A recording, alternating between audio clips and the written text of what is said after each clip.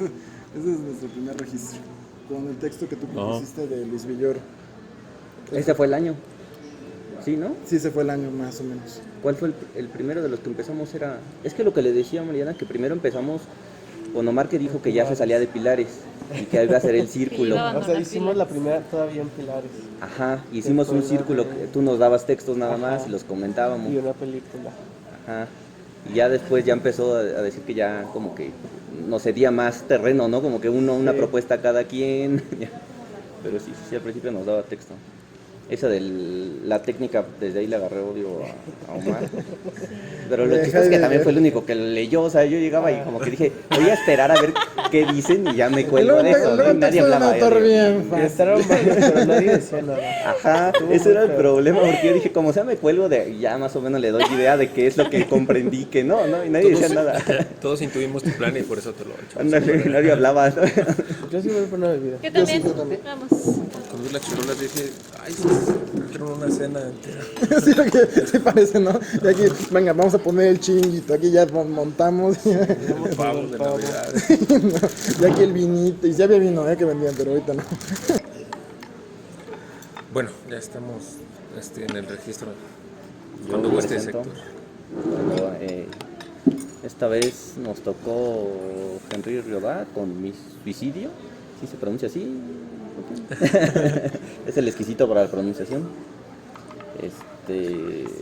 No sé, creo que tú tienes más la biografía de él, el texto. Yo leí algunas cosas de la biografía, no sé si quieren que las Sí, comparta. por favor. Esto porque no hay artículos de Rodin muchos en español. De hecho, la única cosa que encontré de Rodin es un artículo de Wikipedia en francés. Y bueno, ahí sí aplica un poquito de lo que yo he aprendido.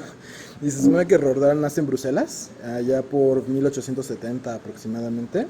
Y es hijo, me parece que de unos obreros, si mal no tengo entendido. Y él fue profesor de matemáticas. De hecho, lo revela en el texto.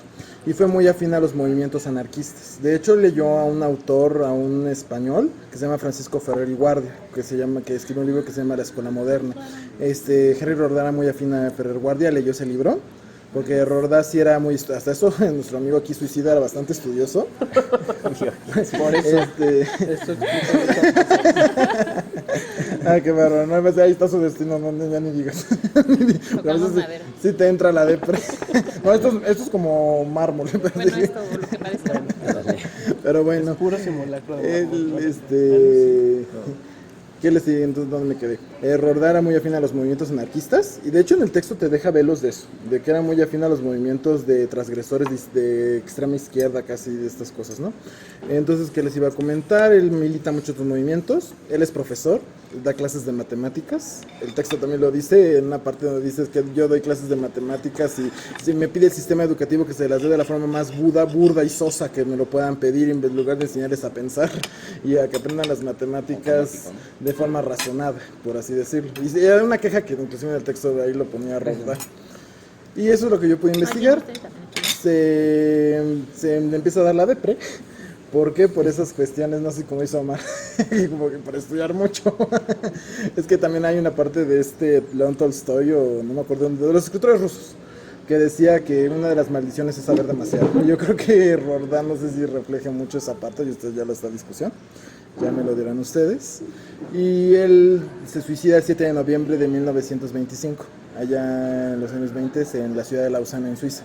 Sí, porque él nace en Bruselas, pero él vive una parte de su vida en Francia y después ya se va, ya su suicidio lo hace en Suiza, en Lausana. Y eso es lo que yo indagué en la parte biográfica. Espero que les sirva aquí para la discusión un poquito. Y su ideología es su ideología es anarquista, les digo. Y leyó a Ferrer Guardia. Es que a Ferrer Guardia lo incluí en mi tesis. También por eso lo vinculé rapidito. Porque hablo de él en mi tesis. Pues les digo. En la tesis de maestría. Entonces ya ahorita ya me callo. Porque luego siento que acaparo la palabra mucho. Y ahora sí. No, estuvo bien para Sí, como introducción, queda bien. Ahora les preguntaré entonces qué les pareció el libro, una visión general de lo que les pareció el ¿Tú también texto. si quieres galletitas? ¿Quién quiere dar sus Iniciar. primeras impresiones, entonces? Yo sentí o sea, creo que refleja cierto sentimiento, por una parte de nostalgia, de eso que está a punto de perder. Siento que de alguna manera todavía tiene este sentimiento de Apego a la vida. de apego a la vida. Ajá, exacto, creo que qué manera tan poética de decirlo, de apego a la vida, pero también de hartazgo de las formas en las que esa vida se manifiesta. La vida que le ofrece, o sea, se le ha ofrecido, siento que no ha sido del todo de su agrado, que si bien rescata algunas cosas, justo, ¿no? En el momento, más o menos, en el momento en el que dice, al despedirme de esta vida, sí hay cosas que todavía me hacen sonreír y que sí extrañaría de alguna manera, pero la mayor parte o el resto de la vida que se me ofrece, la verdad no la comparto, no comparto la visión. Entonces, sí hay un sentimiento de aferrarse de alguna manera a la vida, creo. Pero siento que a mí particularmente, o sea, desde el momento en que titula su carta, ¿no? El suicidio, mi suicidio, ay, ya me sugiere a un autor desde el inicio, aún sin leerlo, muy oscuro, ¿no? Entonces, no quiero decir con esto que sea necesariamente malo, pero es un título fuerte para quien se acerca por primera vez a un autor así, que te explique por qué, cuáles son los motivos que lo orillaron o lo están orillando a dejar la vida, poner fin a su vida. No es fácil. Pero creo que tiene sentido a partir de lo que dice Joaquín, que nos comparte. Yo no sabía que tenía tendencias anarquistas, entonces se entiende de alguna manera, ¿no? Es como es un hartazgo también, muestra mucho hartazgo de la vida que se vive. Sí, bueno, de hecho cuando empieza él a indagar por qué le pone mi suicidio al texto, empieza él a decir que siempre quiso escribir un texto que se llamara Mi pesimismo alegre, pesimismo alegre. Entonces, creo que en el texto se ve mucho como si fuera una liga, ¿no? Como una tensión entre la vida y el suicidio, ¿no? Pero obviamente ya tiene él una finalidad clara o un objetivo al cual darle, ¿no? E igual como tú dices, hay un momento en el que a mí me gustó porque empieza a verse una resistencia, no sé si inconsciente de él, cuando empieza a decir, pero maldita sea, yo quisiera vivir, ¿no? Hay un momento donde él, maldita vida, ¿por qué me has privado de tantas cosas? O sea, empieza a maldecir la vida porque a lo mejor sí tiene como lo que te decía, como una especie de aferrarse todavía hacia lo conocido, ¿no? Porque al final el suicidio y la muerte es lo desconocido. Para él no parece tener como ninguna duda sobre lo que va a hacer, pero parece tenerle también un cariño a la vida. O sea, sí, a mí sí me gustó el primer título sobre que empieza a indagar él, ¿no? Sobre ese pesimismo alegre. No sé si alguien más quiera nada más para complementar. ¿Puedo decir algo antes de que Néstor? Adelante, Omar. Es que sé que Néstor va a señalar las contradicciones internas al Ya las está notando, así que estás diciendo bien. porque filósofo, no. Y sí, o sea, no solo está esa contradicción, está la contradicción al decir no hay nada después de la vida y de todos modos asumir la existencia de un ingeniero que creó el mecanismo y lo creó él, ¿no? O sea, como que ahí parece que están hablando de la existencia de Dios, como que la asume, ¿no? Pero después dice no hay nada después de la vida, ¿no? Entonces ahí hay como tensiones interesantes, que creo que es lo que hace interesante al texto, ¿no? Que se está moviendo, que la misma búsqueda de ese título original está como en esos oxímorones. Y a mí también me pareció muy vitalista. Yo dije, no, esto va a estar así.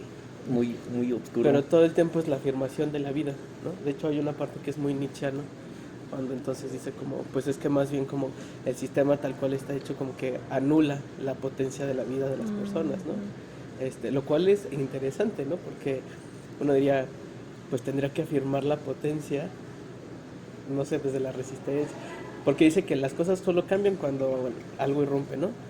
Pero como que no le ve salida al sistema, ¿no? Está ahí enmarañado.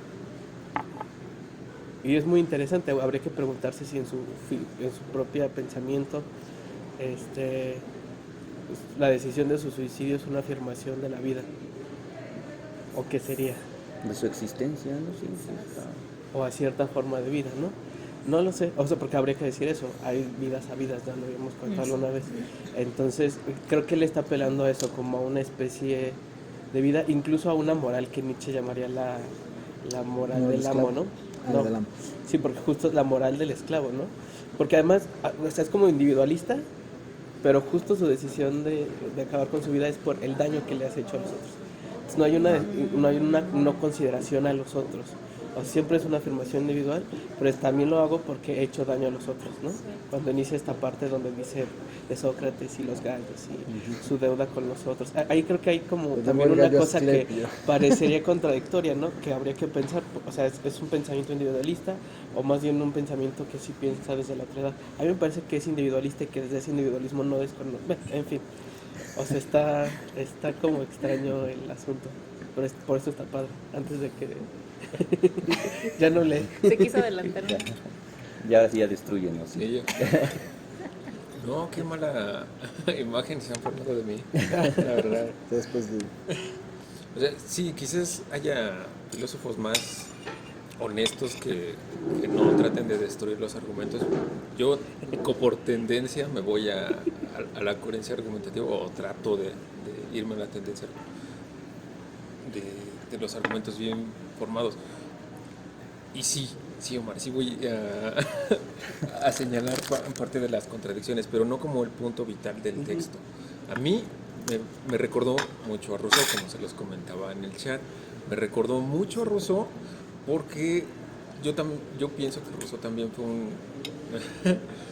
no sé si debo decir llorón, ¿no? Pero era un misántropo. Fue un misántropo de acuerdo al... a las circunstancias que vivió. Él fue repudiado por los ilustrados, siendo el único ilustrado que estaba en contra del progreso de la ilustración. ¿Por qué? Porque de la misma manera que Rorda, o como se diga correctamente, ve que la sociedad es un fracaso que hace al hombre una máquina insensible, una máquina desprovista de un sentido vital. También Rousseau critica la ilustración en el mismo punto. En un ensayo, en un concurso más bien, donde se les retaba a los pensadores de la época de la ilustración, que decían, a ver, expliquen en un ensayo cómo es que los ideales de la ilustración han logrado ensalzar los fines de la humanidad. O sea, básicamente una justificación para publicar más libros sobre el éxito de sí mismos. Rousseau hace exactamente una réplica contraria. Yo les voy a explicar por qué los alcances de la ilustración han dañado a la humanidad. O sea, son un fracaso. Sí, entonces, sí, quizá. Y entonces, pues él apela a la famosa de Rousseauiana, que pues, el hombre nace bueno y el Estado es el que lo corrompe. ¿A qué se refería él con eso? Pues a que los ideales significativos de la existencia humana están menoscabados por la técnica, por la razón instrumental, que lo que debía guiar al ser humano no era la razón instrumental, sino los sentimientos, las pasiones. En eso radica el supuesto hombre bueno de Rousseau. Es por supuesto el iniciador del romanticismo, es un prerromántico. Gracias a él vuelve al romanticismo. Entonces, a mí me pareció que el texto cae más en un hombre depresivo que se puso a bañarse en tintes filosóficos para... Quizás suena muy cruel, ¿verdad? Bueno, un poco más benevolente sería pues oculta una depresión enorme en sus reflexiones. A mí me parece que más que otra cosa oculta cómo es la vida de un hombre depresivo o un hombre que se pone a reflexionar en un estado de depresión tremenda.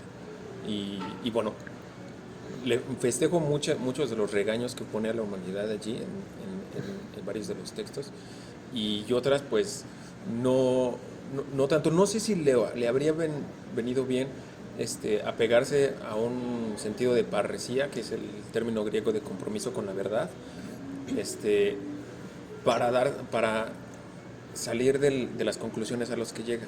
O sea, él cree que está razonando honestamente, pero si si se va con un compromiso de parresía, podría darse cuenta que las conclusiones pesimistas, sumamente pesimistas a las que llega, no se siguen necesariamente de sus premisas. Pero eso podría, no sé si ayudarlo a salir de la depresión o Meterlo más en el A una meterlo más, antidepresiva. ¿no? Entonces, bueno, esas son mis impresiones. Igual y yo me equivoco, lo leí mal, pero adelante Joaquín. Rescátanos, mejor, Joaquín. A ver si puedo. Dice en el texto, la injusticia es mejor que el desorden en alguna parte. A ver si no los hundo más en el hoyo. A ver. Me llamó la atención, de hecho cuando comentaste en el chat de que lo vinculaste a Rousseau, a pesar de que también Roda pues también lo menciona en el texto en alguna parte. A mí cuando yo lo leí, a mí ese de aquí me recordó más así de inmediato a dos. Ahora sí que a los dos grandes pesimistas en la filosofía, que son Schopenhauer y Albert Camus, alemán y francés respectivamente. Pero ¿sabes qué es lo más chistoso de estos dos? Tanto Schopenhauer como Camus, que si le hubieran preguntado, si Rodó hubiera ido con ellos y le preguntan, ¿me debo suicidar? Le van a decir N-O, un rotundo no. ¿Por qué? Por esta cuestión vitalista. A pesar de que los dos, si te terminas de leer El mundo como voluntad y representación, dices, no, a ver, ahorita aquí del tercer balcón, ahorita... Sí, no, ¿por qué? Por esto, porque según Schopenhauer, y aquí te voy a decir por qué me recuerdo y va el argumento de él, dice que a nosotros lo que nos hace infelices a nosotros los seres humanos es la voluntad. ¿Por qué? Porque nosotros, dice Schopenhauer, al vivir en un pesimismo metafísico, o sea, el parte fuerte, vivimos en el peor de los mundos posibles. Porque dice, porque los seres en su afán de vivir, ahí va a retomar mucho el conato de Spinoza, por esta fuerza de vivir, de existir, por así decirlo, el ser humano se torna infeliz. ¿Por qué? Porque siempre va a querer, por esa voluntad que tenemos, buscamos siempre más y más y más, como dicen las abuelitas, no tenemos llenadera. Y como no tenemos llenadera, dice, siempre nos sentimos amargados e infelices. ¿Por qué? Porque si tú deseas algo y lo tienes, te aburres, te hastías y vas por otra cosa. Al fin tengo la casa de mis sueños, ya Marta ya me dio hueva, ahora vamos por otra cosa. O si no la obtienes, también te eres un desgraciado infeliz de Schopenhauer. O sea, no te salvas, dice. Pero dice Schopenhauer, hay dos vías para liberarte de eso. Bueno, tres, si te pones exquisito. Una de ellas es la que dice, aquí Schopenhauer diría la pueden hacer, es la contemplación estética, donde la voluntad se aquieta. Aquí, por ejemplo, aquí podemos aquietarnos a voluntad un rato. Y con la contemplación estética, pero dice, bueno, nada más ese es un rato, porque después otra vez regresas de las cimas del Olimpo a tu mundo miserable de la voluntad. La otra, dice, es el camino de la ascesis o la ascesis, que le dicen en griego, que es el camino de la zeta, que es la no voluntad, negar tus deseos. Pero eso ya lo hace el santo.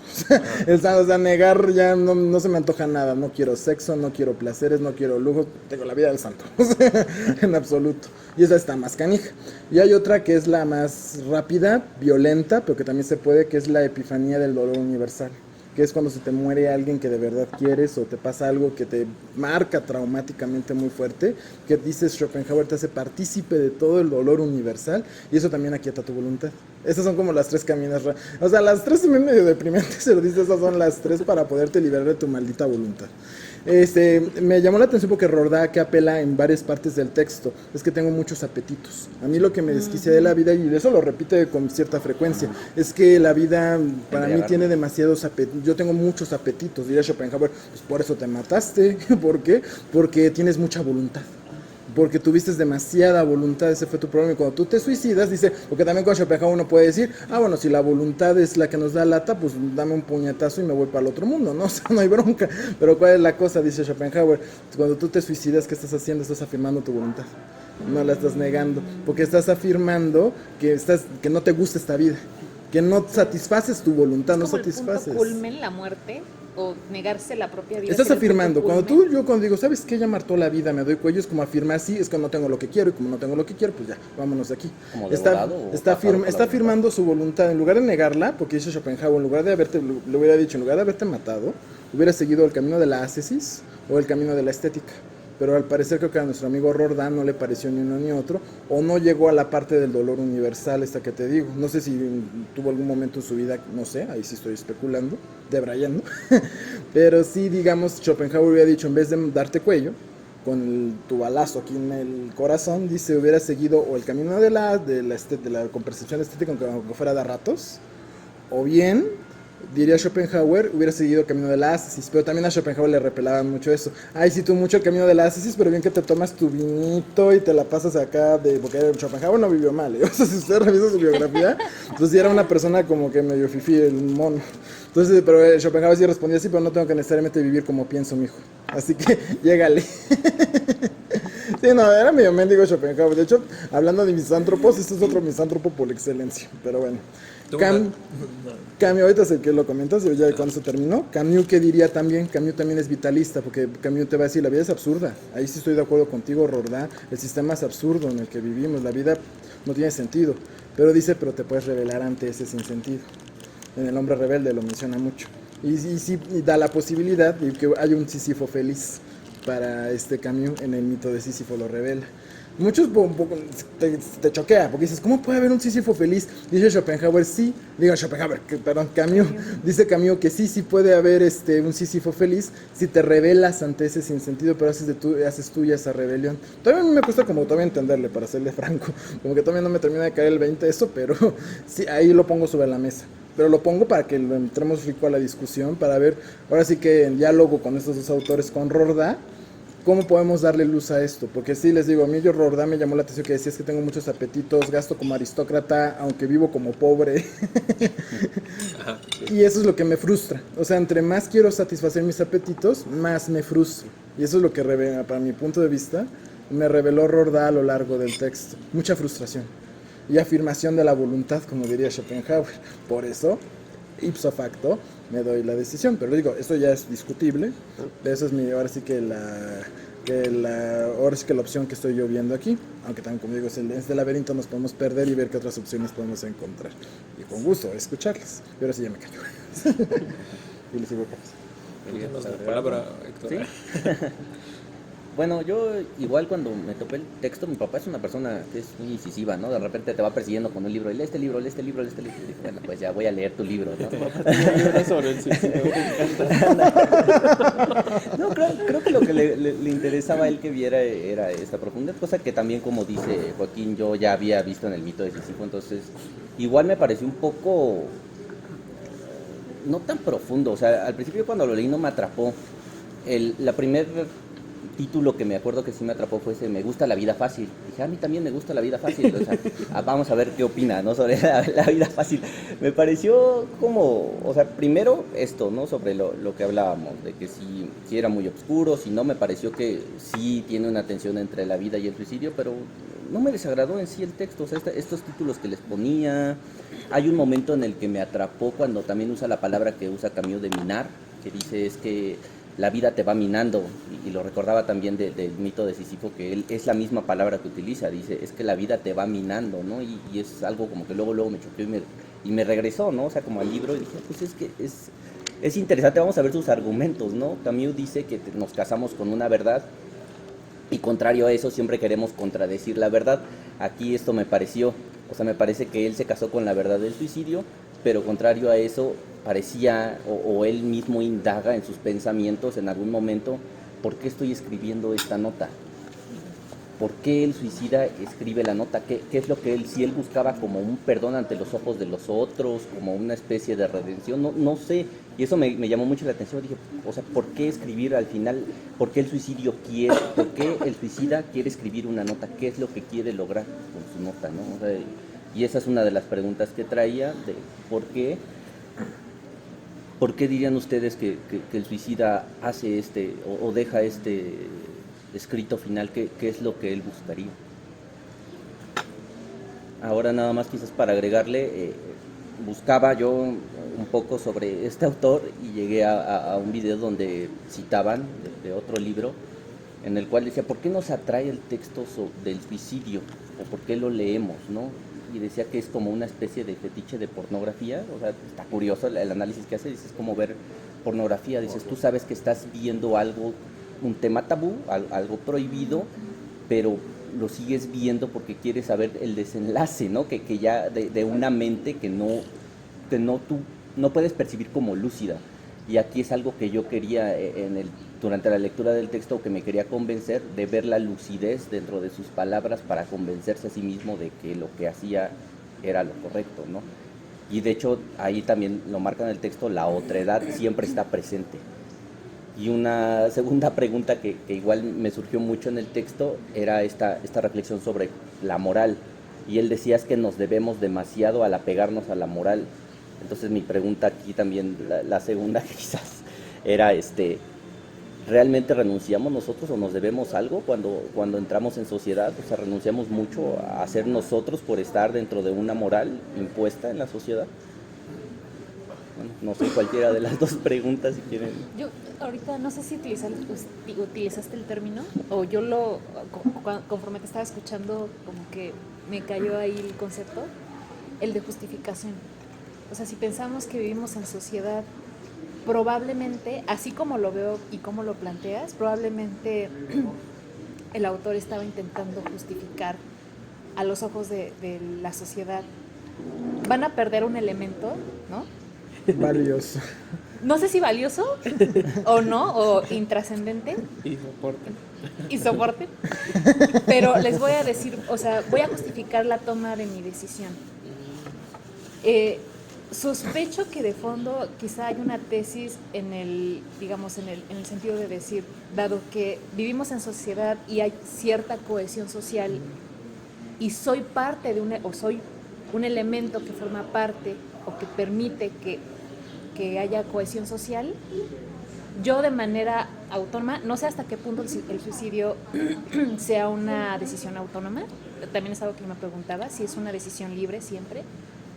Digo, porque hay elementos del exterior, en este caso sociales, que te orillan, en este caso la inconformidad de la vida que se te ofrece, te orilla a tomar esa decisión. Bueno, pero ese es otro asunto, ¿no? Entonces yo estaba pensando que probablemente lo que intentó hacer este autor es justificarse. Van a perder un elemento, perdón, pero aquí les van mis razones, ¿no? Entonces, no sé qué tan valiente en ese sentido sea, o qué a nivel social, qué tan congruente sea, ¿no? Justificarse al quitarse la vida, ¿no? No sé si me desvié del asunto. O sea, ¿tú interpretarías que a lo mejor ese es el sentido de su nota? Yo siento por qué? momentos que quizá es una justificación. Justificar una decisión aparentemente libre, ¿no? Pero que de fondo sabe que hay una consecuencia a nivel social.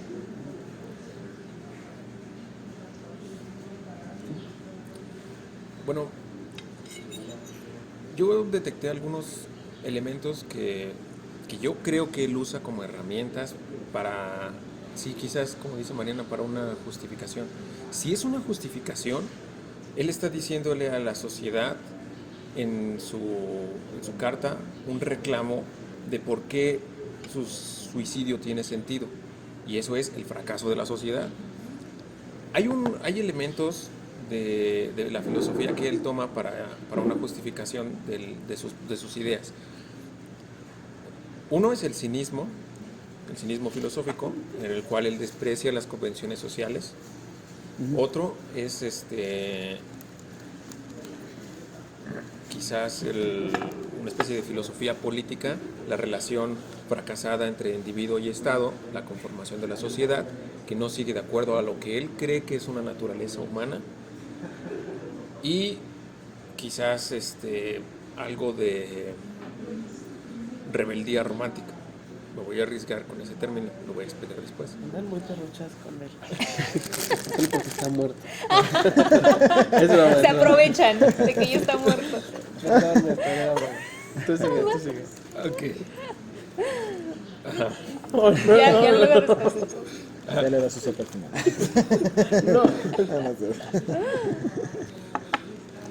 Las ideas de Rorda son el desmerecimiento. Primero, él no merece seguir estando en la sociedad de México. Hay un continuo en cada uno de sus capítulos o apartados de su carta. Él se desvaloriza constantemente. Yo no merezco vivir, y es una de las razones por la que la gente o las personas se suicidan, que es: yo le hago un favor al mundo, yo le hago un favor a los demás al quitarme de en medio. yo no merezco, yo no ni aporto, ni tengo, y esas ideas son recurrentes en casos de extremo sufrimiento, como enfermedades terminales, como prisiones, bueno, cadenas perpetuas, sucede también, por ejemplo, en el condenados a muerte. O sea, la sociedad les ha dicho que no merecen vivir, y cuando se lo creen es precisamente la idea del suicidio. Pero eso no sería contrario a la idea del individualismo que decía, o sea, en dado caso... Sí, pero ahí va otra, esa es otra parte. Él tiene un profundo egoísmo, porque a él no se le puede recriminar una enfermedad terminal, ni tampoco un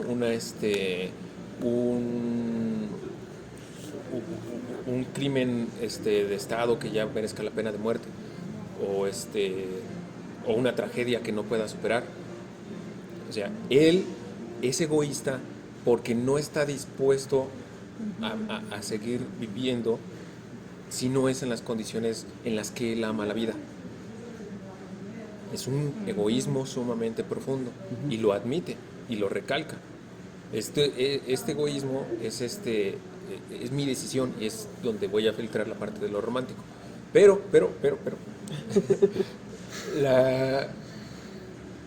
la parte en la que critica a la sociedad radican en que él defiende el principio de que el humano es un defecto, es un producto fallido. Lo dice en una de sus líneas. Si Dios creó el hombre, pues no le salió muy bien, o es un producto vano, o sea, es algo que pues sí, pues no, como que lo hice, ¿no? Pero un fin de semana estaba ebrio, no sé. un poco así, o sea, Dios solo porque estaba aburrido. Estaba aburrido y lo hizo sin mucha atención. O sea, que el fin del ser humano, o sea, la construcción del ser humano, pues no es muy importante. Nos desvaloriza a todos. Ahí le reconozco que podríamos nosotros pecar de un cierto ego y querer, creemos que valemos mucho. Y realmente no somos una obra tan buena, ¿no? Que valga tanto la pena. Pero sí lo vale. Y las continuas falacias que hace para defender que primero, el ser humano es un producto fallido, es un producto mediocre. Lo hace el ser humano, y esa es una falacia que comenta. Porque él no puede ser un juez de sí mismo llamándose mediocre, porque si un mediocre tendría razón, ya no sería mediocre. Ya no sería mediocre. Se está descalificando realmente. Bueno, tú podrías decirme tus razones. Podrías decir, o sea, yo creo que ahí hay una falacia de instancias. Se está descalificando a sí mismo. Soy mediocre y todos somos mediocres, y de eso es lo único que podemos hacer. No eres tan mediocre si sabes que eres mediocre. Por lo menos puedes saber que eres mediocre. Pero él está bien seguro de que puede confiar en él, y realmente ya se desvalorizó desde el inicio.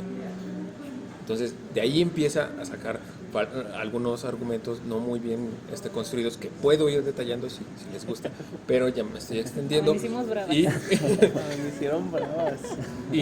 Y bueno, en general mi punto es ese. Él utiliza ciertos elementos filosóficos para justificar las ideas que él cree que tiene de naturaleza, y yo creo que vale la pena revisarlas, si tienen algún sentido o si no, o si están bien argumentadas. Pero en general eso se inclina más a una desvalorización constante de él mismo por una depresión. O sea, insisto, parece más alguien depresivo, pero podemos revisar las ideas que él propone para saber si le podemos sacar algo. Entonces, bueno, Joaquín. Rapidísimo, nada más, porque creo que Omar tiene ganas de contraargumentar a Néstor, y sé que no dudará en hacerlo. Nada más rapidísimo, eso que decías, por ejemplo, de que creía al hombre y me aburrió un fin de semana. Me acordé de este famoso manga, de Death Note. No sé si se acuerdan de este anime. Que, por ejemplo, cuando este dios le entrega el cuaderno de la muerte al muchacho japonés, él le dice, ¿cómo se llama? ¿Por qué me lo diste? Le pregunta, y le dice, me dio hueva, me estaba aburrido. Entonces, como allá en mi mundo, de mi inframundo, que me estaba muriendo del aburrimiento, ¿cómo hago más interesante esto? Pues ahí tomas el libro y ahí anotas, y si anotas, se muere el que anotas. y así le doy más saborcito a mi vida. A la vida del Dios, imagínate. Entonces, a la vida de esta deidad está toda fea que se le aparece una vez en el cuarto. Que después saca una versión horrenda en Netflix, pero bueno, esa es otra historia. Entonces me recordó mucho eso. Nada más hacer el comentario rápido a este anime de Death Note. Es que ¿por qué te entregó? ¿Por qué crea el ser humano? Porque Dios decía, ay, qué hueva. Vamos a hacer, el ser humano es uno de los el mundo, 6 días y el 7 ya me he hecho mis cheques, ¿no? Pero bueno, ese ya es nada más el comentario de pasado. Ahora sí dejo a Marco que hable porque tiene ganas de... A lo mejor no haberle robado las... No, es que tengo que organizar mis ideas. Dispense usted si nos van a ver las... Bueno, es que tiene dos momentos. Yo creo uno donde él empieza a preguntarse que por qué comete el suicidio y empieza, bueno, se ve ahí como una salida de que a lo mejor es para quedar bien ante los ojos de los otros, ¿no? Pero creo que al principio, bueno, para mí tiene más fuerza la primera teoría, que al principio cuando él empieza a ver, hace una anécdota sobre que iba a hacer una obra de teatro en el café de un amigo, si no mal recuerdo, y al final del acto él pensaba suicidarse, ¿no? Y entonces dice, voy a llenarlo, ¿no? Voy a llenar este café. Creo, o por lo menos yo lo más factible que vi aquí en esto era eso, o sea, realmente comete suicidio para potenciar su discurso, ¿no? O sea, para potenciar de alguna forma su discurso final, como escúchenme lo que tengo que decir y léanlo, ¿no? Y profundicen sobre él, quizás eso sea el argumento más fuerte que yo le vi. O sea, ¿por qué hacerlo, no? O sea, a pesar de que sí nos confunde en algún punto de por qué hacerlo, yo siento que es la primera, ¿no? O sea, que nos da la respuesta de forma sencilla desde el principio, potenciar su discurso. Sí, yo había pensado algo así. O sea, que más bien como, o sea, ¿para qué alguien que se va a suicidar deja una huella de su suicidio? Sí, pues, o sea, porque yo no lo he leído, pero aparentemente Durkheim fue el primero que sistematizó sociológicamente como tipos de suicidio. En estadística. Ajá. Y curiosamente se suicidan por estas fechas. Sí, En diciembre. a propósito. O sea, aparentemente el tema del suicidio era algo que estaba... y que también en nuestras épocas. O sea, yo ayer justo en la actividad en donde trabajo, que es con chicos de media superior, uno de los planteles montó una obra sobre el suicidio. Muy fuerte, ¿no? Pero era otro tipo distinto de suicidio, ¿no? O sea, ahí justo sí había un tema como de depresión, o sea, también hay una relación como con desapego al sentido de la vida y demás, o sea, como un suicidio existencial, ¿no? En ese sentido. Pero en el caso de este señor, incluso dice que escribiendo, al final dice algo que es como que estoy escribiendo y esto me genera mucho placer, ¿no? Como poner estas ideas ahí para ver qué pasa. Entonces parece que hay algo como de espectacularizar su muerte, o sea, su decisión sobre su propia vida, y que yo creo que pasaría por eso, ¿no? Como por darle una bofetada a la sociedad, que podría ser también una necesidad de atención, no lo sé. Porque al final no decide hacer algo tan rimbombante, pero sí le deja una carta a su amigo. O sea, escribe el texto y le deja una carta a su amigo como, gracias por lo que intentaste hacer, pero chao, ¿no? Y que además es eso, es un hartazgo. Dice que a pesar de que él ha tratado como todo el tiempo de servirse de esos pequeños placeres, de experiencias que no anulen el sentido de su existencia, al final ya llegó como al límite, ¿no? O sea, como la escena esta del anciano tocando a la chica por la cintura, ¿no? Sí. O sea, como que además ahí ya dice como, no quiero llegar a eso, ¿no? O sea, se da cuenta de la profunda falta de sentido que hay en su vida y además ve algo a lo que podría llegar y a lo que no quiere llegar, ¿no? O sea, como que él decide no llegar a ese punto, ¿no? En su búsqueda de placeres. Y yo creo que es eso, en realidad es como tiene que ver más con una performance casi o con un mensaje que quiere enviar con su suicidio, como a denunciar las mismas contradicciones de la existencia, ¿no? Y además, yo solo para acotar, porque evidentemente vas a decir algo, yo a mí me sonó a Rousseau, pero como que estaba en la discusión Rousseau-Hobbes, porque decía por un momento como, claro, es que cuando eres niño eres bueno en la chingada. Ajá. Pero después dice como, no, pues la esencia humana es cabroncita, ¿no? O sea, como que está, como que no tomó una decisión en ese debate. Como que se mueve un poco entre ambos y parece ser que su depresión justo si es que además habría que pensar si el que alguien tenga un cuadro psíquicos, psicopático específico, anula sus reflexiones. Yo creo que la potencia del pensamiento, como decías hace rato, pues tal vez no está en la congruencia o la consistencia de los argumentos, sino en lo que nos permite pensar a partir de lo que él dice, ¿no? Porque pues no, o sea, todo el tiempo está en las contracciones, pero creo que justo es porque está en ese momento, ¿no? Sopesando argumentos para ver cómo iba cambiando. Sí. ¿No? Sí, algo que es persistente es como las contradicciones en el texto, ¿no? O sea, de repente es lo que les comentaba, hay un momento donde se aferra a la vida, ¿no? Maldita vida, o sea, ¿para qué la estás despreciando si ya tienes una elección dada, ¿no? Sí, adelante. Y hay otra cosa también, y eso lo retomo de tu tesis, Mariana, de maestría con Giorgio Agamben. ¿Por qué escribe ¿por qué este texto? ¿Por qué Rorda escribe esto? Me recordó este concepto que tú trabajaste del testimonio.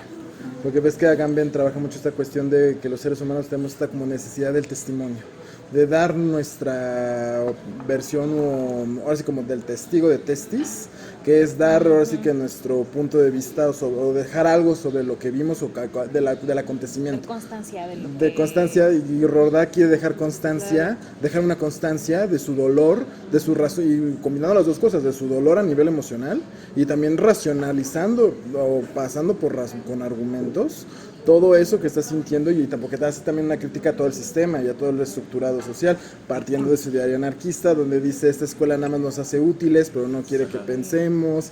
Las críticas suenan muy a escuela nueva, si se me permite la expresión. ¿Por qué? Porque también acuérdate que Rousseau y Ferrer Guardia, nada más que la escuela de Ferrer Guardia fue un poquito más allá que la escuela nueva, porque la escuela nueva criticó las dinámicas, pero no critica la estructura social.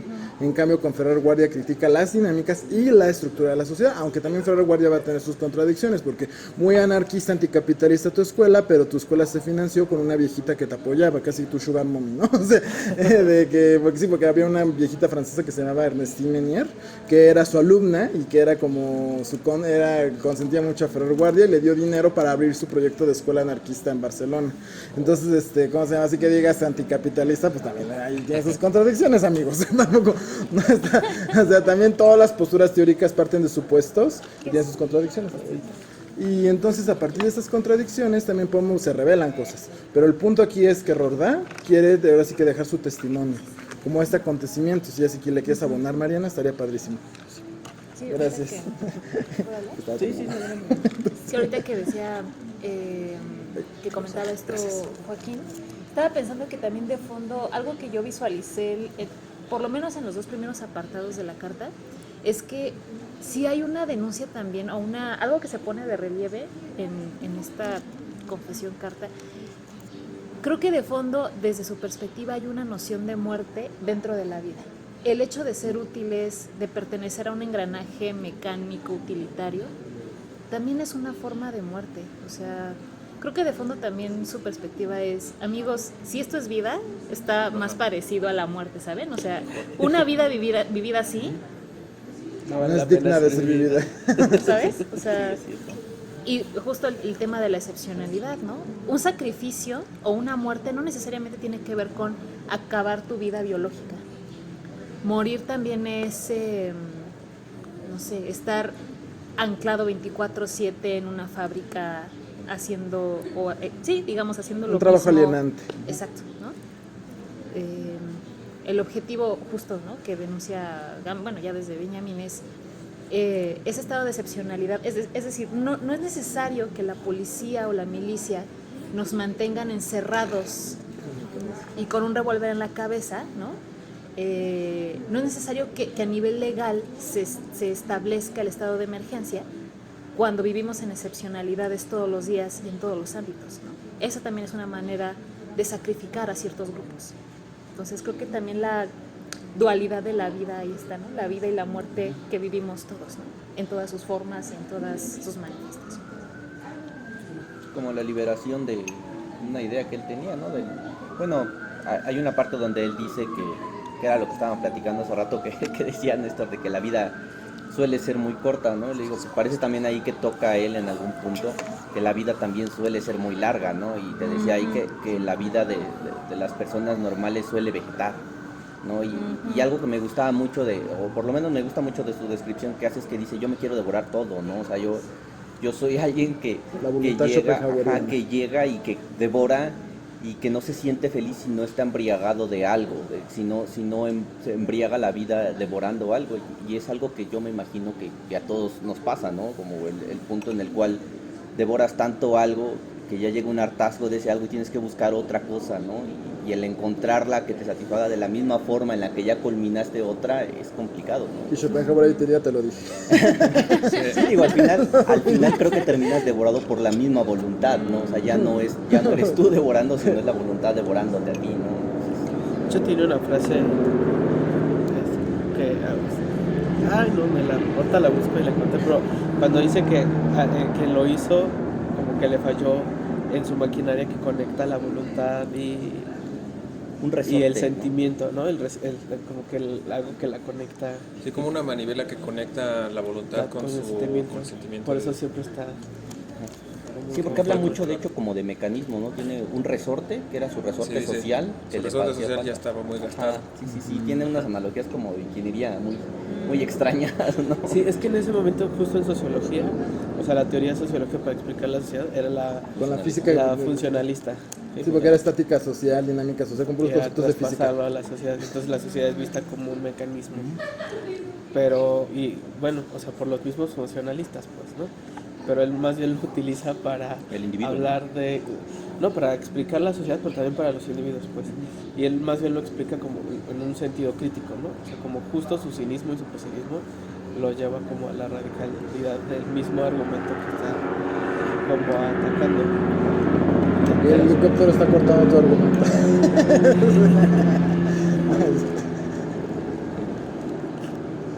Creo que desde hace rato no estamos... Y está frustrando tu voluntad, ¿no es cierto? Tu voluntad de expresar. Bueno, a ver, Adelante. cuando menciona a Rousseau, dice que Rousseau no estaría de acuerdo con su suicidio porque si todavía siguiera vivo, todavía podría hacer algún bien. Ajá. Y él se deshace de ese comentario diciendo que viviendo también haría mucho mal, ¿no? Bueno, ¿a qué se debe a qué se debe esta idea? Se debe a que primero él, criticando a la sociedad, acepta que tiene males necesarios y que de una forma, si bien de una forma se puede ser egoísta, también de otra forma se puede ser inmoral. Esa es más o menos su idea. Él es un egoísta pasivo y él es un inmoral pasivo. O sea, él actúa como un inmoral, no tomando el lugar moral que le corresponde. O sea, el lugar moral que le correspondría sería apreciar la vida, ayudar a las personas, y eso ya no lo puede hacer, por eso seguiría haciendo mal a los demás. Es incontinente. Es que ya ves que los estoicos tienen esa división de del cómo ejercer la moral. Cuando eres ético, digamos, pues lo haces el bien porque es el bien, ¿no? O sea, y ya, y estás bien y te causa placer. Cuando eres continente, resistes tu propia voluntad porque sabes que tienes que hacer lo que debes hacer, ¿no? E incontinente, sabes que tienes que hacer el bien, pero aún así no lo haces, ¿no? O sea, me parece que él es un incontinente porque es muy moralista en el fondo, pero Sí. dice como, pues no me sale.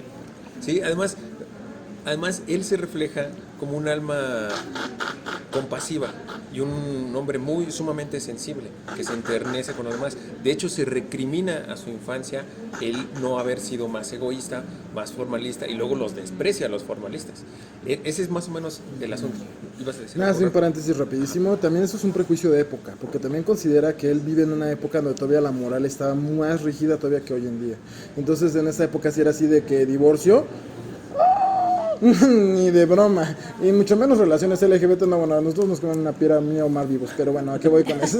Pues sí, no, o sea, también hay que tomar en cuenta el contexto en el que vivió. O sea, él todavía le tocó una sociedad muy victoriana, o sea, una sociedad todavía que reprimía muchísimo los placeres. No quiere decir que no haya, Foucault diría, todavía represión en los placeres, desde luego que la hay, pero ya tiene otros mecanismos. Y también ha habido luchas y contrahegemonías que también han ayudado a eso. Pero bueno, ese es otro tema para otra historia. Ahorita no me ves un paréntesis. Pero me llamó la atención esto. Porque es tan moralista, suena muy moralista Rordá por estos cuestos de época. A ver, yo a mi papá más o menos le leí algunos fragmentos y me decía que también considera la época en que vivió. O sea, él vivió en los años 20, 21 y yo, mi tesis es de esa época. De Torres Quintero, que también es de los 20. Y ellos todavía ahí discutían si laico es bueno o no. O sea, imagínate. O sea, hay discusiones que ahorita que, si bien es cierto, todavía tiene cierta vigencia y relevancia, en esa época nació como de, ¿te divorciaste? ¿Te vas a ir al infierno, desgraciada maldita? Vete. Bueno, ya se habla del caso del matrimonio en una parte del texto, cuando dices que el matrimonio es como ponerse el grillete y todas esas cosas. ¿Por qué? Porque no satisfaces la felicidad real ni tus deseos, porque también planteo una cosa que inclusive ya nos suena hasta muy, ahí sonó muy millennial este error, ¿verdad? De que dice, puedes amar a la persona en ese momento, pero no es garantía que la vayas a amar más adelante, porque el amor es una cosa evolutiva, no es una cosa que se puede establecer a priori como un plan de estudios, ¿no? Así como de, va a durar así, nos vamos a hacer así, aunque luego en la vida real luego así lo hacemos, ¿no? Vamos a casarnos, tener hijo, perro, coche, y la mera hora dices, es que ya no me amas, es que te amaba, pero yo ahorita ya no. Y eso Rordá lo pone sobre la mesa. Cierro paréntesis y ahora sí ya. Es lo malo de lo presencial. Nos interrumpimos. No, está, es una dinámica distinta. Bueno, a ver, no, me pierdo, Mau, ¿por qué haces eso? Estabas hablando de Sí. lo de Rousseau. Ajá, sí. De lo moralista, por eso me estaba cogiendo un comentario. No, pero cinismo. Yo creo que ahí se viste de cínico para dar esos golpes a la sociedad. O sea, básicamente, él critica las convenciones sociales. La institución del matrimonio le destruye diciendo, es que es incongruente que el Estado le pida a dos personas que tengan los sentimientos todo el tiempo, que sus sentimientos no cambien durante el resto de su vida. Es completamente absurdo y sin sentido. Cuando nosotros, nuestra plenitud, la plenitud de la vida, sería arrojarse y actuar como otra vez abandonados a sus pasiones. Y le parece muy imposible o ajeno el molde del hombre virtuoso, por ejemplo. O sea, el héroe y el virtuoso son algo que él jamás podría hacer, porque no se puede comprometer, porque él necesita alimentarse constantemente de vicios. Entonces, esa crítica, bueno, no de vicios o de placeres, ¿no? De placeres materiales o apetitos, ¿no? Lo llaman así como apetitos. Pero ¿por qué tiene esta aversión contra el hombre virtuoso? Yo creo que es ahí donde está compaginando un poco con Schopenhauer, porque él dice que la facultad que nos hace hacer de lo bello también es causa de nuestro sufrimiento. O sea, y por eso la sociedad siempre va a fracasar y por eso no somos, habríamos de ser como los hombres formales. Yo envidio a los hombres formales, nunca les insulté como las maneras bohemias, lo dice de esa manera. O sea, los bohemios les lanzan injurias a los aristócratas que tienen mucho dinero. Yo no jamás me sentí inclinado por lanzarle ninguna injuria, pero sí los envidio, porque ellos en su monótona vida sobresalen donde yo no sobresalí. Además él reconoce que tuvo una infancia muy benévola y que regaña a sus padres a que le hubieran enseñado a ser más egoísta. Ajá, o a sus maestros, ¿no? O sea, también el sistema educativo, ¿no? O sea, el sistema educativo es el que mata la creatividad y se apega demasiado a las fórmulas, se queja constantemente.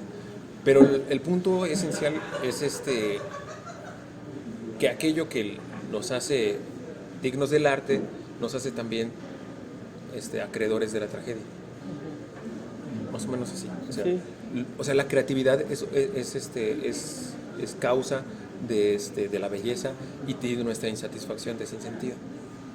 Y que por eso nunca vamos a ser felices. Habríamos que tener una ética de robots para seguir reglamento por reglamento y entonces nadie fracasaría. Pero lo que estoy diciendo es que es imposible el éxito, es imposible el hombre virtuoso como tema de felicidad. Porque además en una parte dice, como fui educado por utopistas, ¿no? Ajá. Utopistas, hombres buenos y honestos, humildes, no sé. O sea, Yo era el pero- paladín de la criada, decía. Claro, pero justo ahí está la acusación, porque creo que en el fondo sus propias incontracciones son todo el tiempo por señalar las contracciones de un sistema que es en sí mismo contradictorio, ¿no? Ahí podría entrar perfectamente en discusión, bueno, en conversación con Camus, ¿no? O sea, que justo el hombre absurdo tiene que afirmar las contradicciones mismas de la vida al no suicidarse, ¿no? O sea, pero ahí es antes del hombre rebelde. O sea, su respuesta es cuando Sísifo llega a la cima y voltea, pues es como, bueno, pues sí, o sea, pero si yo me suicido, sería como decir que la vida tenía un sentido. Y pues no, porque la vida misma es contradictoria. El tema creo que justo con Rorda es que él pareciera ser que desde su anarquismo, o sea, el planteamiento que él está, o sea, como la mirada del individuo, está anclada como una especie de sentido, ¿no? Que sí quiere alcanzar, ¿no? Y que tiene que ver tal vez con una forma de hedonismo, no hedonismo contemporáneo, ¿no? Sino una búsqueda de placer ética, porque creo que ahí sí hay un hedonismo ético, ¿no? Pero más bien como que todo el tiempo se está moviendo con este sistema que es contradictorio, que sí apela al placer, pero de todos modos impone una moral que es totalmente castrante, ¿no? Y como que en eso sí está de acuerdo, pero después le viene a chocar, ¿no? Como estas incongruencias con las que él mismo cae, pero él como que se excusa y dice, es que yo fui educado por ellos, ¿no? O sea, como que no me digan después que No me soy... echen la culpa. Ajá, porque yo fui formado Yo no me ahí. hago responsable. O sea, que, digamos, el que sea capaz de pensar con esa profundidad tiene justo que ver con que alcanza a ver las contradicciones y eso genera como inconformidad, ¿no? O sea, él se da cuenta en algún momento que el pensamiento mismo, la posibilidad de reflexionar, es lo que le causa insatisfacción, ¿no? O sea, casi como decir, Sí. la respuesta, esta respuesta de Schopenhauer a que entonces un camino para pues encontrarle un sentido a la vida es la reflexión, pues no, ¿no? Porque es la que te genera Sí, el malestar. molestar. Que la voluntad es muy escurridiza. No, ahorita me recordó ahorita con ese que decías, Néstor, de este reproche de es que mis padres me hicieron muy bueno para este mundo cruel.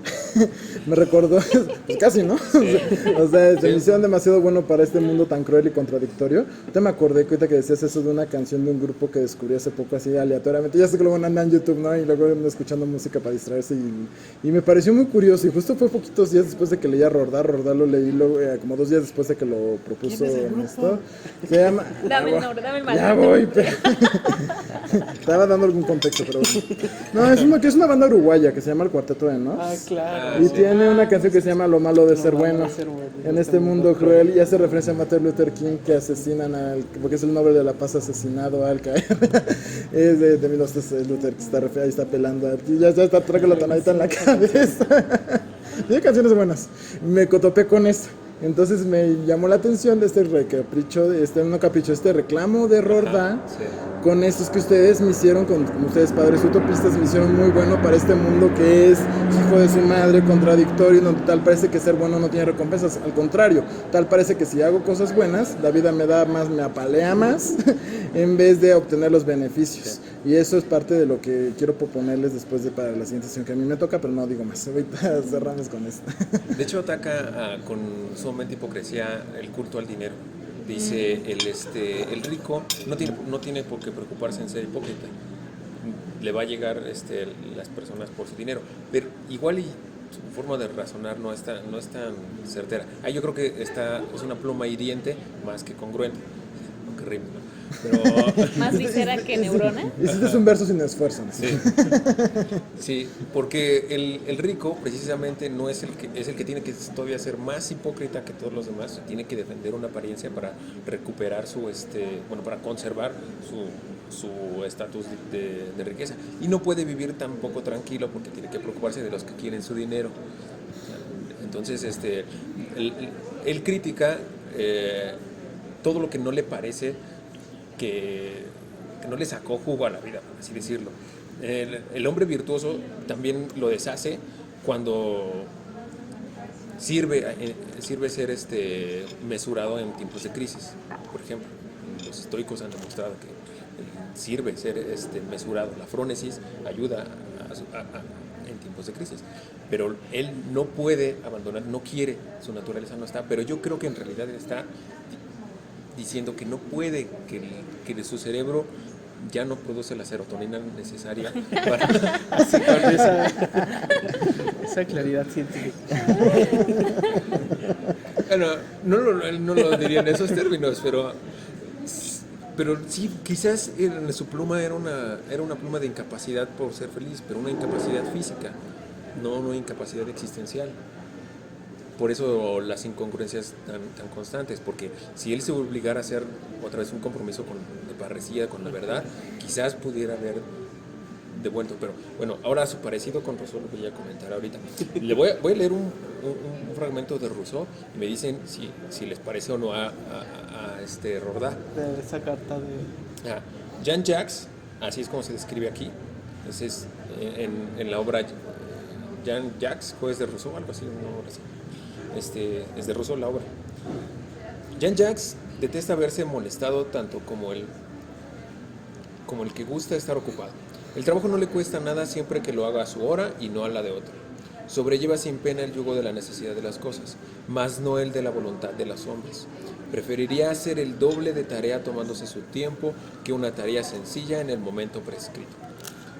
Si tiene que atender algún asunto, hacer una visita o emprender un viaje, no dejará de hacerlo a condición de que nada le presione si hay que cometerlo al instante. Dará un respingo. El momento en que, renunciando a todo proyecto de fortuna para vivir al día la jornada, se deshizo de su reloj, fue uno de los más dulces de su vida. Gracias al cielo, exclamó en un arrebato de júbilo, ya no tendré necesidad de saber la hora que es. Eso está en Jean-Jacques, juez de Rousseau, algo así. Una obra de Rousseau. No, mi parecido no es mera lo que yo creía que era parecido no es mera paranoia. Sí, Lo sí. justificó. Ya te justificaste con cita. O sea, si textual. partimos de este principio, de este contexto que dio Joaquín, o sea, tanto Rousseau, que no es padre del liberalismo, pero es uno, o sea, como que abreva esas lecturas liberales, o sea, creo que justo la afirmación de la libertad, en muchos sentidos, o sea, creo que en eso coinciden, ¿no? O sea, porque los anarquistas van a afirmar como la libertad. Creo que el tema es el sentido, el meollo del asunto está en el tema de la libertad. O sea, la capacidad o incapacidad de libertad, creo que puede ser que lo que esté en el fondo en ambos casos, en donde se observa, ¿no? Porque justo creo que lo que anula la vida es la incapacidad de libertad en ambos casos. Pero tengo la sospecha de que en ambas posturas el cómo se piensa la libertad es distinto. Porque es muy probable que Rousseau, con todo y sus asegúnes, con el movimiento enciclopedista y demás, o sea, me parece que él sí afirmaría un sistema democrático en el que todos sumamos nuestra libertad para beneficio de todos. Y muy probablemente Rodin no. Justo ahí creo que él ubicaría el problema de la libertad. No, Pues no sí, sé. hay una parte en la que critica el socialismo. Dice que una sociedad no podría satisfacer en júbilo a cada uno de sus miembros. O sea, si fuéramos socialistas, Rodin dice, si fuéramos todos socialistas, entonces nadie podría extasiarse de la vida porque todos tendríamos muy poquito. Pero esa crítica no es completamente, no muy fundada. Primero, un verdadero socialismo, como el que hablaba Marx, nunca ha sucedido. Y segundo, nunca se cuestiona, no voy a poner marxista, aunque sí tengo... El comunismo científico menos, dice. Sí tengo tendencias simpatías con el comunismo. Y aquí estamos en Bueno, con la idea de un socialismo. Pero tampoco se cuestiona en términos ya marxistas el por qué él dice que cuantitativamente, en términos cuantitativos, no alcanzan los recursos. O sea, él cree que materialmente no alcanzan los recursos para que todos vivamos en júbilo. Pero no se pregunta por qué es que no alcanzan. O sea, y no considera la posibilidad, no desarrolla sus reflexiones de que por qué las riquezas están mal repartidas o que pudieran estar mal repartidas. Que se va a morir. O sea, en ese sentido, Porque ya se comprometió al suicidio. Claro, sí. Ajá. o sea, en ese sentido, ¿crees que como que su crítica se queda muy superficialmente, ¿no? Como que no ahonda, no hay una crítica de fondo mucho más profunda. Yo creo que ajá.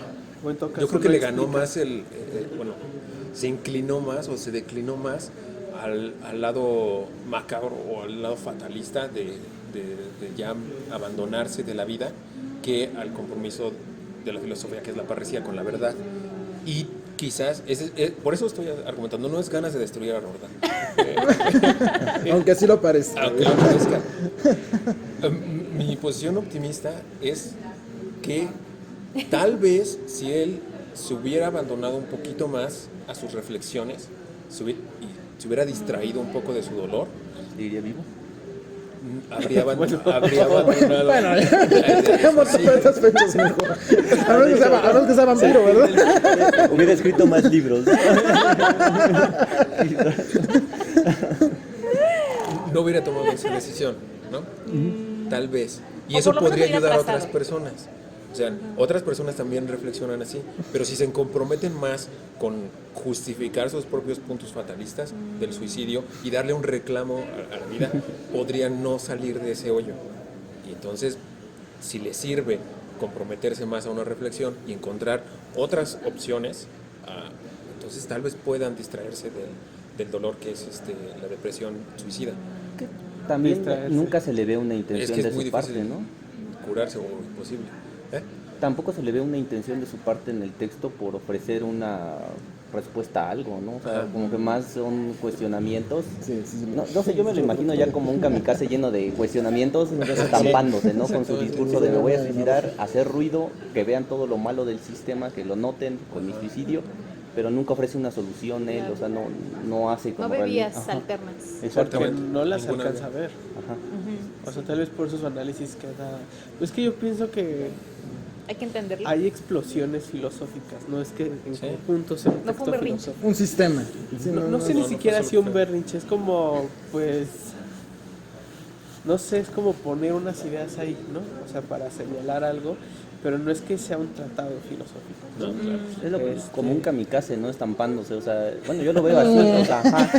Es que realmente Ya es eso, o sea, estaba llamando la decidido, atención Sí, con un estaba cuerpo es decidido. casi como un kamikaze, ¿no? De una idea que llame la pues que sabe que no se va a realizar, ¿no? O sea, es utopista en el fondo, pero también se da cuenta, pues que, o sea, como que él justo no encuentra, porque dice, bueno, no puede existir un mundo sin ricos, o sea, en el que todos sean ricos, ¿no? Exactamente. Es porque es la noción que utiliza, ¿no? O sea, no puede existir un mundo sin ricos porque no podría funcionar, ¿no? O sea, da cuenta como de la desigualdad que todo sistema requiere para funcionar. Pero necesita pobres para que Claro, se pueda pero nunca, funcionar. eso es verdad, nunca explica, o sea, por qué son necesarios, ¿no? Exacto. O sea, como que dice, o sea, no podría existir porque son necesarios los pobres, lo que sea. O sea, frente a eso dice como, pues no hay respuesta, ¿no? O sea, no hay una respuesta posible.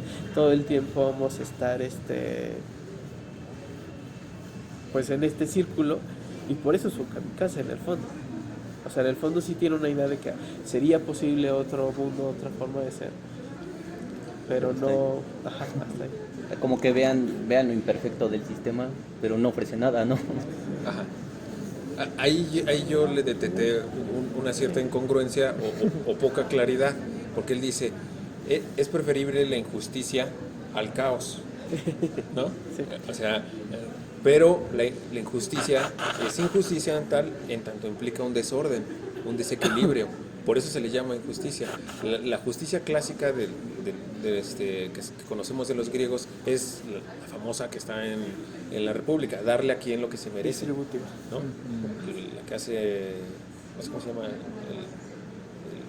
el primer interlocutor de Sócrates en la República, Crátilo, no sé, alguien lo dice, pero es básicamente eso, darle a cada quien lo que se merece. Cuando hay una injusticia es un desequilibrio, a alguien se le dio lo que no se merecía, hay un desorden, y él dice, prefiero el caos a la injusticia, pero precisamente la injusticia es una forma de caos. Si él hubiera abierto esa ventana para reflexionar un poco más, pues entonces no habría quedado en esa visión pesimista de que la sociedad tiene que ser cruel porque sí. Porque no puede otra cosa, porque otra vez es un producto mal hecho de un dios ebrio que está aburrido. O sea, la posibilidad o no de que existan males gratuitos, como dicen en filosofía. Algo así, más o menos. Sí, porque él parte de bueno, Sócrates parte de un intelectualismo moral, donde dice, prefiero sufrir la injusticia antes que cometerla. Exacto. Y cuando le reclama el gallo a Asclepio, Sócrates paga el gallo a Asclepio porque la muerte es Es su sanación. Exactamente, es una cura contra la vida. Eso Nietzsche lo va a revolcar en su Cura la tumba, vida.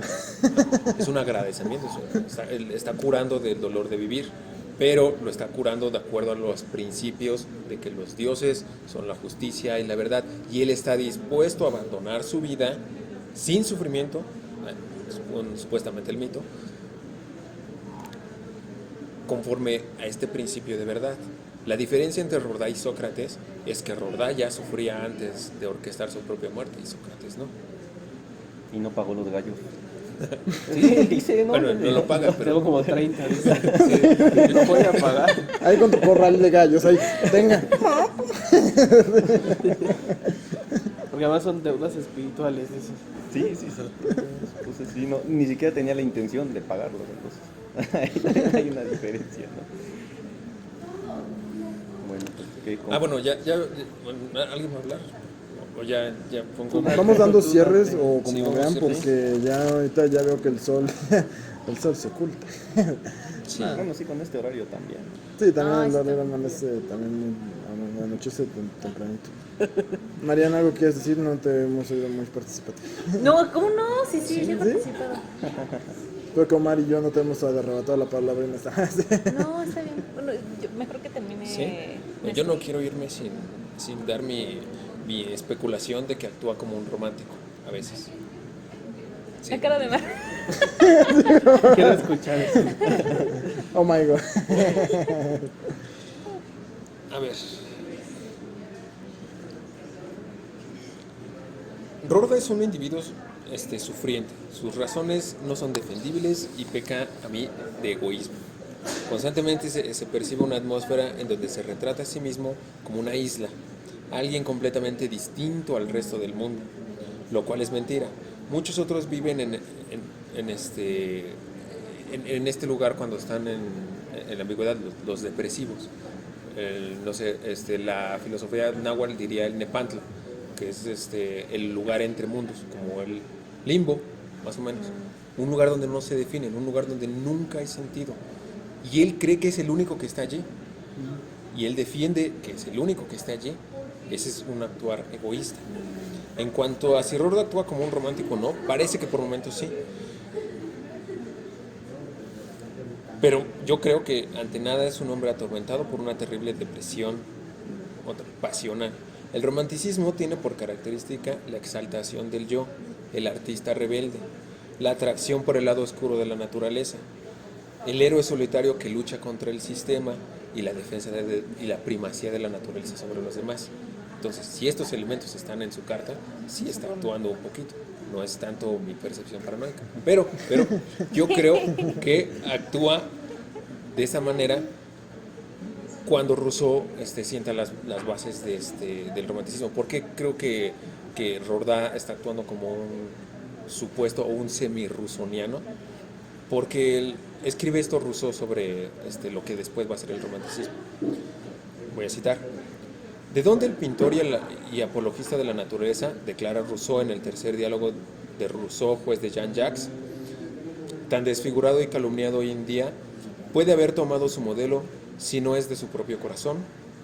Él se ha limitado a describir cómo se sentía él mismo, los prejuicios que no le tenían sojuzgado, las pasiones artificiales que no hacían presa en él, no ofuscaban para nada sus ojos, como si ofuscaban en cambio los de otros, estos primeros trazos tan olvidados o desconocidos. En una palabra, hacía falta un hombre que se pintase a sí mismo para mostrarnos así al hombre primitivo, y si el autor no hubiera sido tan singular como sus libros, no los hubiera escrito. Eso está en Jean-Jacques Rousseau, juez de Jean-Jacques, y están en una compilación de mis recomendaciones, que es un libro de Cassirer, Ernest Cassirer, pensador importante, semiólogo, me parece. Ya pasé.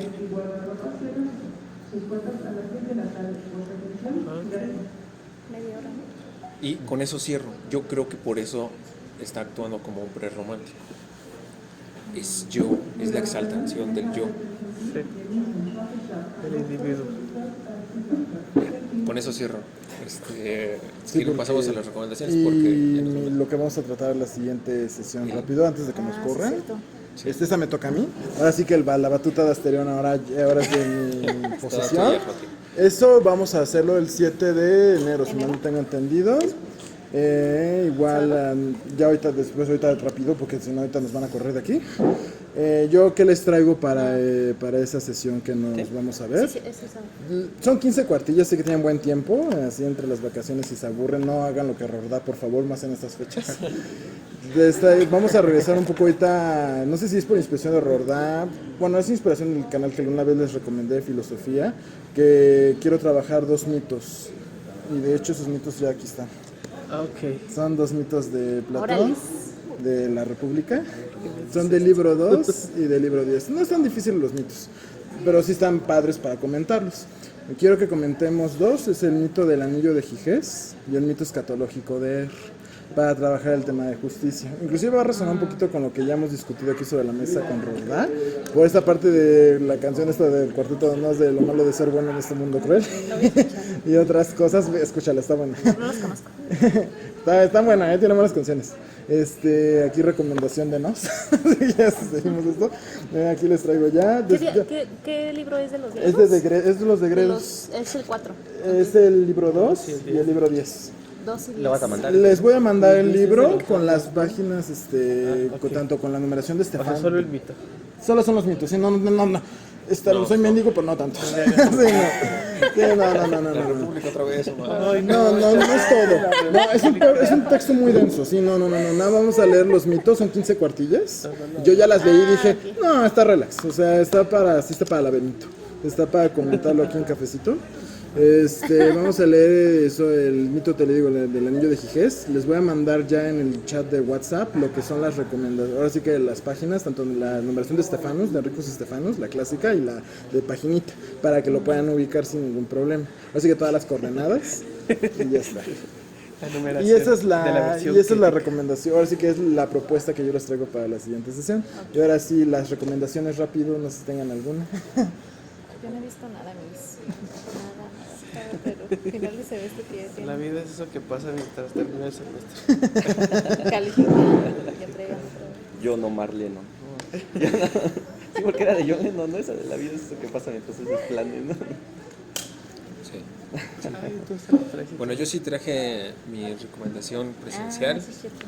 Se llama, lo voy a poner en foto, ahí cuando suba el registro. Se llama Rousseau, Kant, Goethe, Filosofía y Cultura en la Europa del siglo de las luces, de Ernst Cassirer, o Cassirer, no sé cómo Él se tiene uno que se llama Filosofía de la Cultura, que es buenísimo. Lo leí en primer año de la carrera. Muy bueno. En filosofía de la Además, él es educación. especialista en Kant, ¿no? Y del romanticismo en de general. Rousseau. ¿En Según yo, filosofía es o en pedagogía le dices eso? ¿Es francés? Sí, ¿verdad? Este No me autor. acuerdo, sí. En filosofía de la suena. educación. En filosofía de la educación leí ese. Me suena ¿Con que es quién? la Con cultura. Ana Valle. No, un filósofo que ya no da clases. Y dice de Goethe también quedó pendiente alguna vez leer, ¿qué? Fausto, ¿no? Fausto, alguna vez. Ah, Que lo que Por estamos- cierto, para el nuestros siguiente pendientes. año. Por cierto, tenemos muchos pendientes, tenemos un ciclo de tragedias, tenemos que alguien propuso y yo me entusiasmé, si alguien lo quiere cumplir, que el infierno de Dante, también que sí. Ah, también Y faltó no te analizar animaste. Matrix. la parte del infierno de los suicidas, ¿no? Porque está interesante también que los condenados, si no me recuerdo, se vuelven árboles, ¿no? En la Divina Comedia. Están Que están, en un bosque, ¿no? están como, los meten en un árbol, ¿no? Sí, Y o sea, están ahí. Qué Sí. castigo tan más extraño, ¿no? Está bien raro. Están muy buenos de analizar y están muy buenos. Entonces, yo les recuerdo que tenemos Sí, todos esos deberíamos pendientes. sentarnos un momento y pensar en temporadas. Eso además Oye, aliviaría. sí, O sea, temporadas. podemos hacer como 2, 3 sesiones de Goethe. O sea, no sé qué tan largo sea. Creo que sí es bastante denso, ¿no? Sí. Si leemos el de Fausto, podemos dividirlo en partes. Por lo menos tres. Eso yo lo tengo en la versión de Purruba. Y ya, o sea, con Yo eso lo pongo. tenemos 2-3 sesiones. Y tampoco... Pues porque ya luego- después de la que yo propongo para allá, ustedes ya cuando les toque ya... Para lavarme las manos. Dice, no, ya hagan lo que quieran después de mí. No nos dejen a mí a Pero Platón ya para el colgando. siguiente año, ¿no? Para pensar unos o dos textos que trabajemos en varias sesiones. Ligados, ¿no? ya no tan saltados. Sí. Porque estaría bueno ¿Como como... secundarios? ¿Como Ajá. secundarios? Sí, porque el del infierno nos va a tomar... El infierno está larguito. Al menos 3 o 4 sesiones. Sí, no. ¿El de la son Divina varios. Comedia? No, más Sí. Y tiene mucha telita de donde cortar. Sí, pues. porque podríamos dividirlo en círculos o O podríamos... por lo menos, no sé si. No va a ser muy poco en libros, ¿no? O sea, el infierno, purgatorio y Ejes paraíso. temáticos, por ejes temáticos. Puede ser. Sí. Por los lugares donde te identificas. Ya, Bueno, darle un poco de orden. Estaría padre. Sí, tenemos muchos pendientes y que nadie se me vaya a suicidar.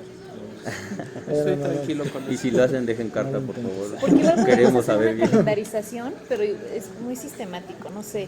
O sea, creo que lo chido, Sí. a reserva de lo que digan, es que van surgiendo temas a partir de Sí. las discusiones. Entonces, Y es como una que ya reflexión tener libre y bien rica. definido. Sí, se va armando. Ya te suena academia. Sí, sistemático ¿sabes? y Como ya. esta sesión vamos a ver. O sea, ¿Y a ti te gusta que sea más. pues que sí, porque vayamos ya. naciendo sí, las ideas? Exacto.